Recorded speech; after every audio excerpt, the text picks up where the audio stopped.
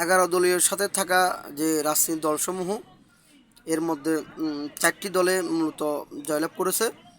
আর যে 7টি দলকে ঘোড়ার ডিম অথবা শূন্য হাতে ফিরিয়ে দিয়েছে বাংলাদেশ জামাত ইসলাম নেতৃত্ব, যে জামাত ইসলাম নামধারী যে নেতৃত্ব দলটি, সেটি আসলে সিএকবি পডকাস্ট আজকে আমি যে বিষয়টা আলোচনা করব সেটি হচ্ছে জামাতের যে 11 দলীয় জোট, সেই দল জোটের মধ্যে কে কয়টি সিট পেল। জামাত 168 সিট পেয়েছে, এনসিপি 6টি, বাংলাদেশ খেলাফত মজলিস 2টি, খেলাফত মজলিস 2টি, খেলাফত মজলিস 1টি, টোটাল এই 4টি দলে মিলে মূলত 77 সিট পেয়েছে। আর যে 7টি দল ছিল তারা কোনো আসন কোনো সিট তারা পায়নি, তাদেরকে গোড়ার ডিম ধরিয়ে দেওয়া হয়েছে। ইভেন তাদের যে আরেকটি বিষয় সেটি হচ্ছে যে তাদের যে বোর্ডের যে পার্সেন্টেজ তারা উচ্চ কক্ষে যেতে পারবে কিনা আমার জানা মতো আমার বোধগম্য নয়।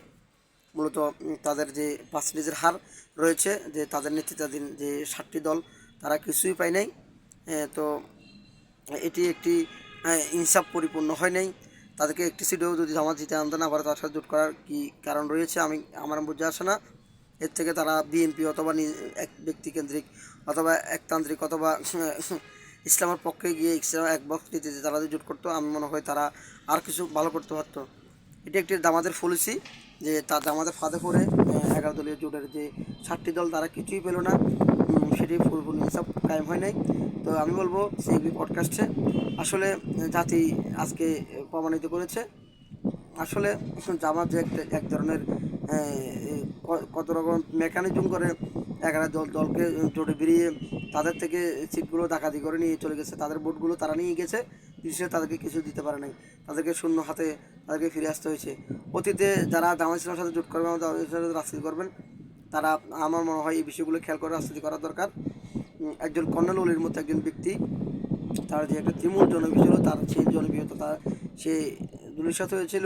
এবং এবি পার্টি বলেন, এলডিপি বলেন, এছাড়া আপনার লেবার পার্টি বলেন, নাজাম ইসলাম পার্টি বলেন, হ্যাঁ, এরকম আরও যে দলগুলা, যেমন জাতীয় গণতান্ত্রিক পার্টি জাগোজা বলেন, এরকম আরও অনেক দলগুলা তারা আজকে জামাত ইসলামের থেকে তারা কোনো সিট না পেয়ে শূন্য হাতে তাদের আজকে খালি হাতে ফিরতে হয়েছে। এবং তাদের যে বোর্ডের যে ফ্যাসিলিটি সারা বাংলাদেশে সেটিও তারা প্রতিফলন ঘটাতে পারে নাই। ইভেন তাদের যে আমি মনে করি অনেকে জামানত হারানোর প্রান্তে রয়েছে। তো পরিশেষে বলবো জামাত নেতৃত্বাধীন 11 দলের জোটের যে 7টি দলকে তারা ঘোড়ার ডিম ধরিয়ে দিয়েছে হাটে, সেটি তারা আজকে ওই দলগুলা বুঝতে পারছে। আসলে দলের যে পলিসি মেকার অর্থাৎ দলের যে রাজনীতি প্ল্যাটফর্ম, তারা শুধু দল করলে হবে না, দলের যে কনসেপ্ট, মানুষের যে কনসেপ্ট সেটি বুঝতে হবে। শুধু যে ব্যক্তির স্বপ্ন আশা আকাঙ্ক্ষা নিয়ে আপনারা ঝাঁপিয়ে পড়বেন তা নয়। আসলে গণমানুষের চাহিদা কী, গণমানুষ কোন দিকে যাচ্ছে, আসলে একটি দলের কনসেপ্ট কী ছিল, সে নির্বাচনের আগে কী বলেছিল, নির্বাচন চলাকালীন সময় কী বলতেছে, সেটি আপনার থেকে অর্জন করতে হবে। সেই নির্বাচন পূর্ববর্তী যে 5টি বছর অথবা 3টি বছর 2টি বছর তারা জাতিকে কী বুঝিয়েছিল, সেই কনসেপ্টে তারা কি নির্বাচন আগপন্থী তারা কি আছে না আছে সেটি বোঝা দরকার। তো আমি মনে করি জাতীয় গণতান্ত্রিক party, Bangladesh labour party, LDP গণতান্ত্রিক গণতান্ত্রিক যে এলডিপি মঞ্জু যে এবি পার্টি, তারা এটি তারা অবজার্ভ করতে পারতেছে যে সামনে দিনগুলো কীরকম হবে। ইভেন যে বাংলাদেশ জামাত ইসলামের যে 11 দলীয় যে জোটের, সেই জোটের যে এক ধরনের আমি মনে করি এটা এক ধরনের পরিপূর্ণ ইনসাফপূর্ণ হয় নাই। যারা সেই ইনসাফের কথা বলছে সেই ইনসাফ তো পূর্ণ করতে পারেনি।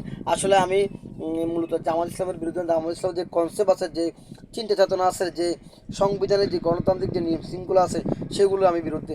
সেগুলো যদি পরিপূর্ণ কথা এবং কাজের সাথে অ্যাডজাস্টমেন্ট করে তারা কাজ করতো, তাহলে জাতির প্রত্যাশা পূর্ণ হতো, তারা সরকার গঠন করতে পারতো। এবং তাদের শরিক দলগুলো তারা একটি হলো সিট পেতে, এবং সংখ্যাগরিষ্ঠ তাদের একটা যে ভোটের পার্সেন্টেজ যে উচ্চ কক্ষে যাওয়ার, সেই উচ্চ কক্ষে যাওয়ার তাদের ইয়া থাকতো।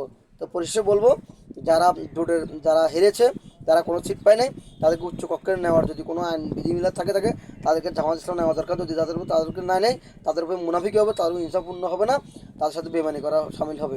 তো পরিশেষে সিএকবি পডকাস্টে যে এই ঘোড়ার ডিম মার্কা যে 11 দলের জোড়েন, সেই দলের যে বিশেষ করে আল্লামা মামুল হক সাহেবকে তারা হারিয়ে দিয়েছে এবং তাদেরকে নিয়ে যেতে পারেন।